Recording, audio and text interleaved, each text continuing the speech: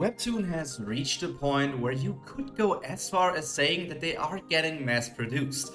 As of right now, the art quality remains high, but the stories are getting more and more similar and also repetitive. Obviously, that is not the case for every single story, but it's surprising how often it happens nowadays. The story Ari, Sun, and the Reaper has a fresh and unique vibe in more than one way. So let me tell you about the description of this new webtoon.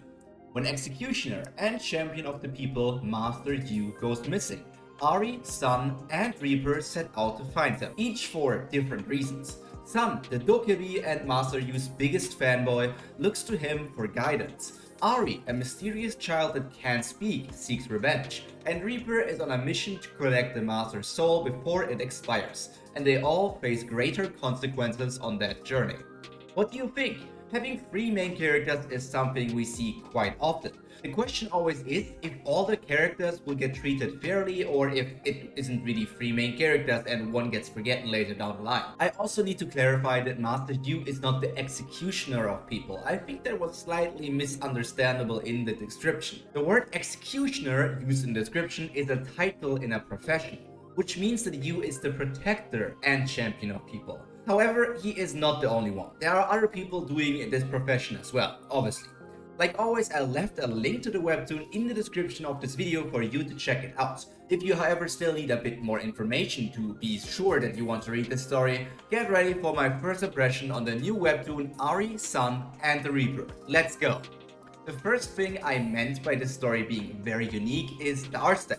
You can see it in the picture as well. Compared to other webtoons, it feels very soft. Especially if you look back only to the webtoons I have presented so far. Those were all quite hard and action heavy and all these other things. In this story we have a non-humanoid protagonist, Sun. Well, he still looks mostly like a human, but he has red skin, which so far I have not yet seen in the real world, but who knows, that could change in the future. Immediately the thought comes up that it is weird that everyone except the main character is a standard human. I wonder what the ratio between human and dokebi in this world is, and if there will be any discrimination between the two different races. If not, this really is a fantasy story. I mean, there's no way that people will live in peace.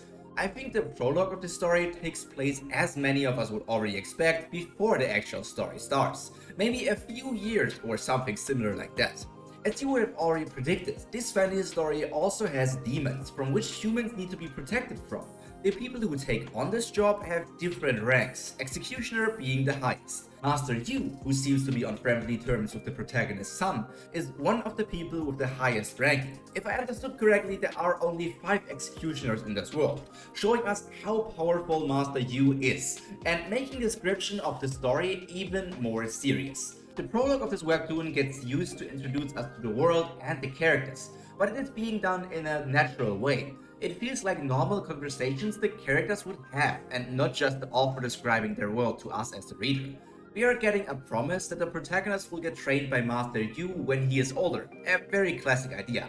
But when you consider what we read in the description, this doesn't look very good for Master Yu.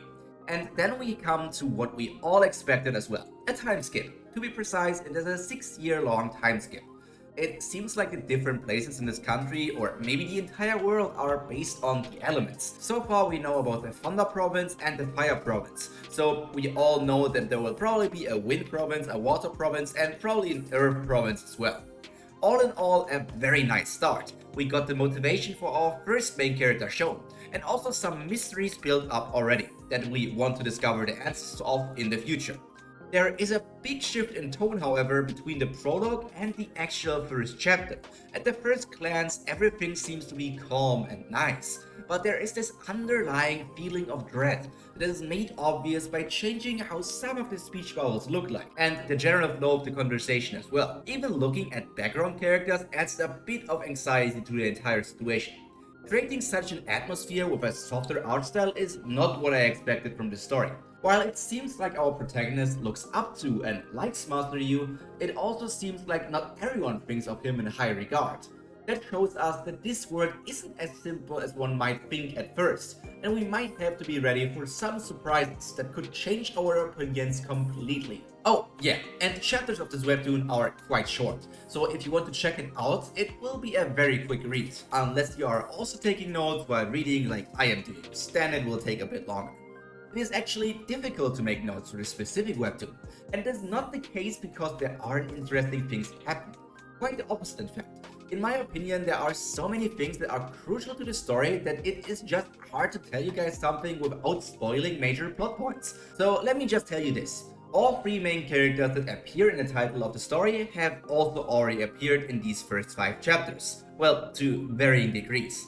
However, their interactions have been limited so far. We can all guess that those three will form a team together, even if it is just because they want to reach the same thing and afterwards they will split up again or maybe even be enemies to each other. But we know that these three will team up. Some of the terminologies in this story confuse me a bit. I know that they are Korean terms, but the exact lore is lost on me. So if you know more about how the Reapers in Korean folklore work, you will probably discover even more hidden messages and potential setup for the future of the story. This story has a slow but steady start. Even after 5 chapters, it feels like we haven't fully started our journey just yet. You might know exactly what has to happen in this story for the description to be fulfilled, but how it will play out is the uncertain thing that we need to figure out, and I think that is incredibly interesting. It is hard to tell how the story will develop and which path the plot will take, but one thing is for sure though. Some, our dokebi protagonists, will develop a lot throughout this webtoon, and I will gladly follow this journey. Right now, he's a little bit naive and hasn't seen a lot of the world, but as he will travel with the Reaper and Ari, he will meet more and more people, gather more experience as a person who slays demons, and also figure out the truth behind his master. To sum it all up, Ari, Sun, and the Reaper is a very promising story that feels fresh both because of its unique art style, but also because of the way it is written. It having short chapters might be something that the average webtoon reader will dislike, especially considering how long the chapters of most popular stories on webtoon now are. We really are getting spoiled by all these stories. All things considered, on a scale from S to triple S, I have to give Ari, Sun, and the Reaper a B. It is an average rank, and I have high expectations that the story will develop in a very good direction. But because of the combination of a slow start and also short chapters, it would feel wrong to give it anything higher than a B. If you are interested, I can put a link to my rankings so far into the description of future first impressions, so that you can always compare the new stories with all the other ones I talked about this year. However, for now, that is all from me for today. I hope you will enjoy this webtoon if you are going to check it out. All that's left to be said is stay happy, stay healthy, and most importantly, stay cultured. Pyro out. Bye!